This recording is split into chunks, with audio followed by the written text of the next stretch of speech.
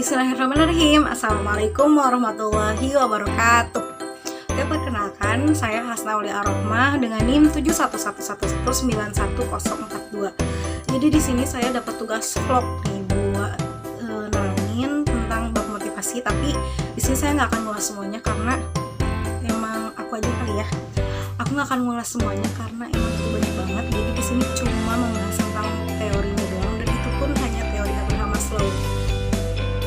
Sebelum masuk ke teorinya Abraham Maslow, aku mau ngulas sedikit tentang definisi dari motivasi itu sendiri. Jadi motivasi itu apa sih? Motivasi itu adalah dorongan semangat. Jadi kayak apa sih dorongan, kekuatan, semangat dari dalam diri sendiri untuk melakukan sesuatu gitu.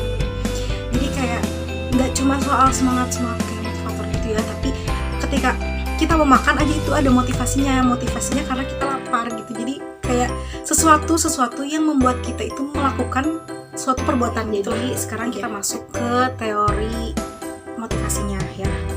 Nah, yang bakal aku bahas di sini adalah teori Abraham Maslow, karena teori motivasi itu ada banyak banget ya, nggak cuma satu. Jadi ada banyak, ada teori achievement, ada teori ERG, ada 2 faktor. Nah itu pokoknya ada banyak, tapi karena itu kebanyakan ya. Nah, dari banyaknya teori itu ternyata teori hierarkinya Abraham Maslow itu adalah teori terbaik gitu.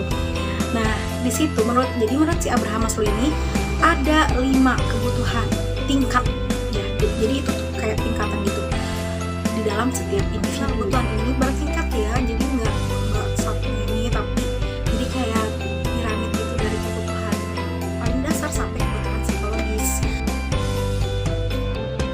Pertama adalah kebutuhan fisiologis atau physiological need. Jadi kebutuhan fisiologis ini adalah kebutuhan yang paling mendasar pada manusia. Jadi manusia itu harus memenuhi dulu kebutuhan ini nih, baru dia bisa memikirkan kebutuhan yang lain.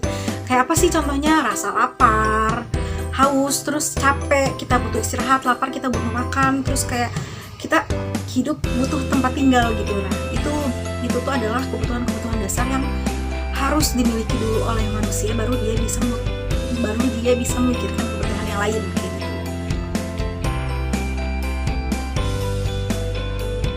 Kedua adalah kebutuhan rasa aman. Setelah manusia memenuhi kebutuhan fisiologisnya, maka akan muncul kebutuhan rasa aman. Setiap manusia itu, jadi dia membangun rumah itu kan di tempat yang aman ya. Jadi kayak dia aman dari banjir lah, aman dari bahayanya binatang buas atau yang lain-lain gitu. Terus kayak kita juga aman kalau misalkan kita tuh kerja nih, kayak adanya asuransi. Nah itu tuh jadi kayak menjamin keamanan kita nih. Kita kerja di sana tuh kita aman gitu. Jadi, nah kebutuhan aman ini hanya akan timbul ketika kebutuhan fisiologis itu sudah terpenuhi. Kayak kita tuh laparnya udah enggak, maksudnya kayak makan sudah terjamin, tempat tinggal udah ada. Nah baru di situ timbullah kebutuhan rasa aman.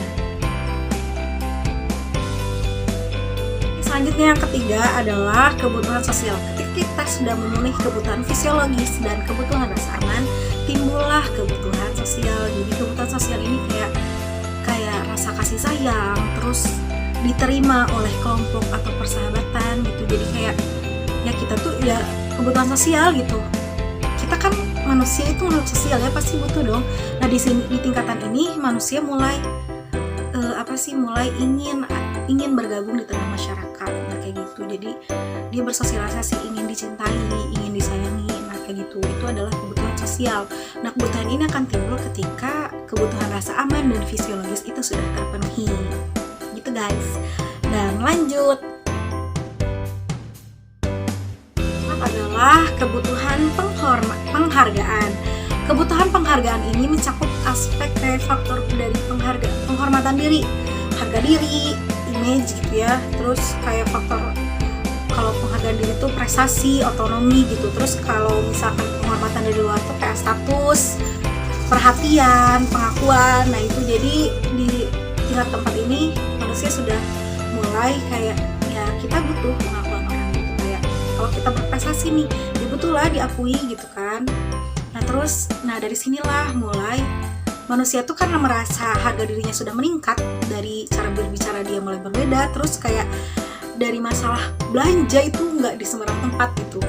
Nah kebutuhan ini hanya akan timbul ketika kebutuhan pertama, kedua kedua dan ketiga itu sudah terpenuhi. Tadi apa yang pertama? Fisiologis, yang kedua rasa aman, yang ketiga apa tadi guys? Kebutuhan sosial, dan yang keempat ini ya, kebutuhan penghargaan. Oke, kita lanjut.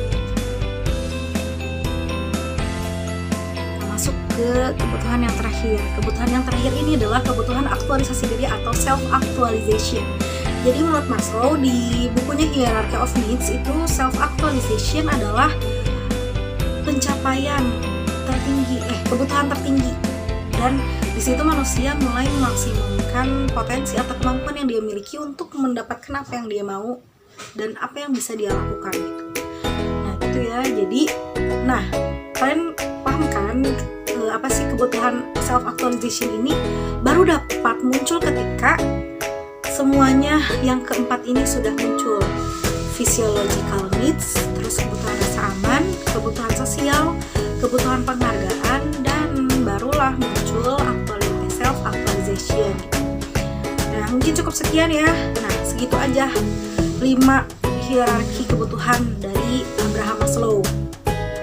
Nah jadi segitu aja vlog kali ini. Terima kasih buat kalian yang udah nonton sampai akhir, dan mohon maaf kalau misalkan banyak kesalahan karena di sini juga aku masih belajar. Di awal akhir, wassalamualaikum warahmatullahi wabarakatuh. Semoga bermanfaat ya semuanya.